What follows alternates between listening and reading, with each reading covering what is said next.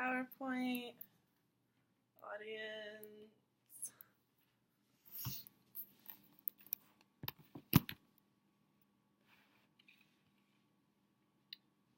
The number of women giving birth to drug-addicted babies is at an all-time high across the United States, but principally in our community of Youngstown, Ohio.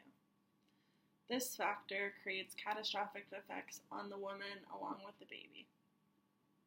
The staggering rise of neonatal abstinence disorder, or otherwise known as NAS, which is the medical term for babies who experience withdrawal, has overwhelmed the medical system, and many intensive care units for newborns are at a capacity. The role of neonatal abstinence syndrome has soared by 400% nationally since the year 2000. This was stated by Hudick. In the United States, one baby is born with neonatal abstinence disorder every 25 minutes. When a baby is born with neonatal abstinence syndrome, they experience many symptoms of this condition, which include tremors, irritability, trouble sleeping, excessive high-pitched crying, diarrhea, fever, seizures, and tight muscle tones. This was stated by Logan.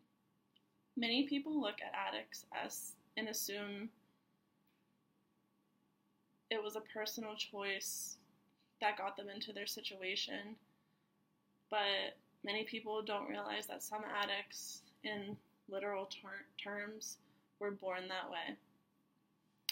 Oftentimes, women who are on drugs take them heavily while they're pregnant, and then anything that's in the woman's system, the baby intakes, and then the baby becomes dependent on the drug.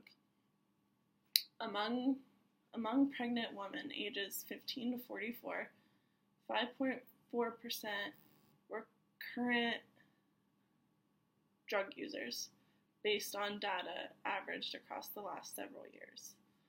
And this was also stated by Logan. The constitutional view on prosecuting pregnant drug-addicted women is that advocates contend that because the Constitution does not differentiate among persons who are able to enjoy the right to privacy, the pregnant woman remains a person as defined and protected under the Constitution.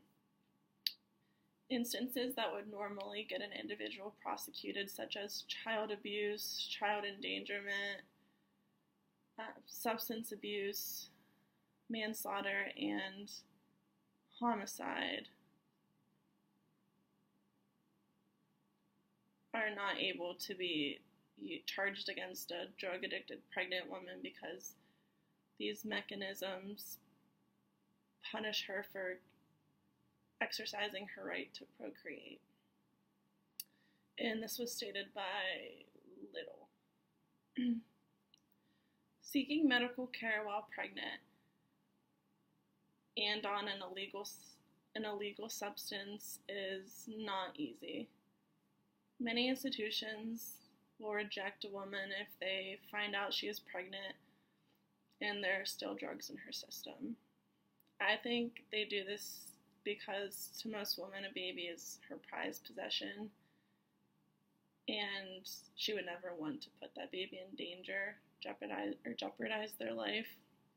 So if an institution sees that she clearly doesn't care about her baby, then that obviously means she doesn't care about herself. This is an extremely sad assumption to make because oftentimes women want to get off the drug for the sake of their baby, but the drug is just so addictive, and it's a struggle to get off of. Next, we're going to talk about the availability of the drug and the increasing overdoses in our area.